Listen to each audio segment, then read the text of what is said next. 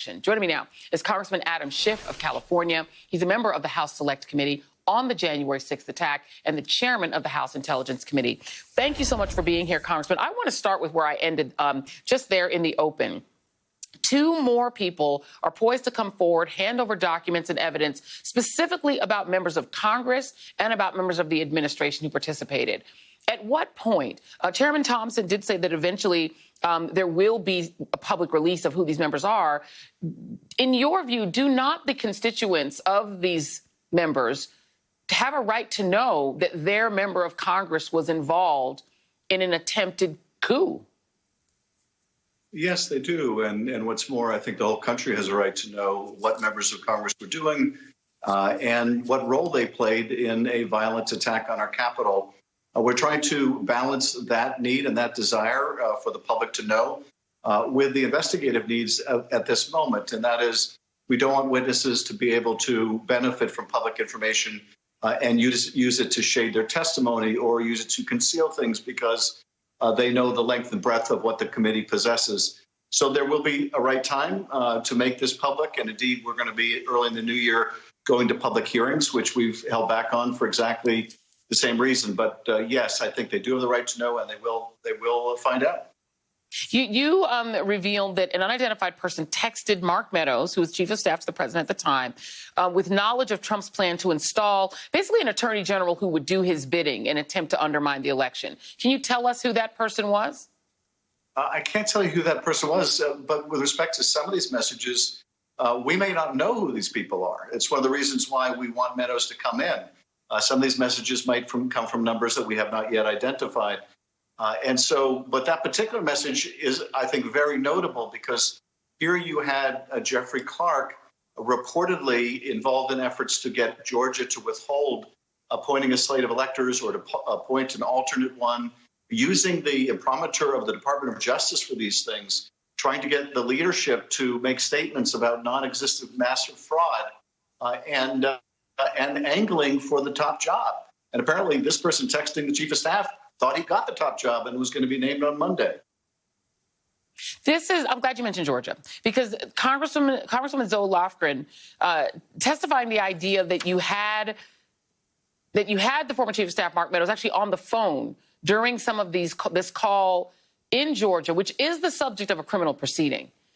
At this point, should Mark Meadows be concerned that he may face criminal liability the same way that Trump potentially faces criminal liability for what was done in Georgia? Well, I don't want to comment on whether Meadows might face criminal liability. We already have witnesses who are asserting their Fifth Amendment right because they believe their testimony might incriminate them. They and their counsel have to make those determinations. But I do think that not only the Fulton County DA, but frankly the Justice Department ought to be investigating the efforts of the former president and people around him to essentially find 11,780 votes that don't exist, to find just the number of votes that would put him over the top and beat Joe Biden when those votes did not exist. I think if you or I or any of your viewers were in a recorded conversation like that one, we would be under investigation. Are we about to see multiple members of Congress potentially facing contempt charges or pleading the Fifth in what seems to be pretty vast conspiracy, for lack of a better word, among Trump's supporters inside of the Congress, some inside of his staff, perhaps some inside of the Justice Department, to try to overturn a lawful election? I don't know the answer to that. I can tell you that in other investigations, in fact, in the Russia investigation, we had a Democratic member of Congress come testify. We had a Republican member of Congress asked and come testify. There is certainly precedent for members to do that. Those members did so voluntarily. I would hope that those who have relevant testimony here would do the same. If they don't, then we'll have to make those decisions at that point.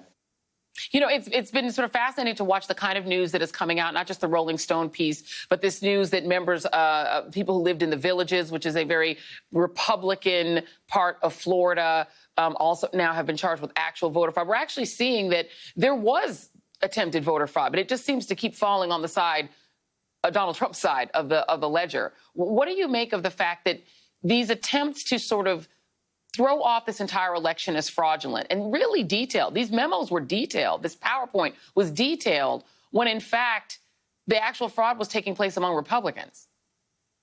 Well, and we've seen this time and time again. And you probably remember, I think in North Carolina a few years ago, a massive absentee scandal where people were picking up ballots and not returning them. And that was all on the GOP side. But what I find also so striking about this is they failed with this effort to essentially concoct fraud where it didn't exist before. But they seem to be putting in place the apparatus for 2024 where they can overturn the election, where they can succeed where they failed in 2020, even in the absence of any fraud. And that, to me, is among the most chilling things that they're doing right now. Even Mitch McConnell has seemed to express some interest in knowing the identities of lawmakers who may have been involved in this conspiracy. Are you concerned that if Republicans are able to take over in the House of Representatives and squash the evidence of this and end and disband this committee, which seems to be their goal, to just wait it out and try to disband this committee, that actual crimes will be covered up? Well, first of all, we're going to do everything we can among the Democratic Party to make sure that we hold on to the House, because, frankly, if Kevin McCarthy were to become Speaker, he would overturn the next election, just as he tried the last one. But in terms of would they try to bring it into the investigation, without a doubt, would that mean that certain things were not uncovered? We are going to be moving with all the expedition we can. We already are, to make sure that we get out all the facts as soon as possible, really to protect the public, to help us legislate in ways to protect the country. So we're doing that anyway.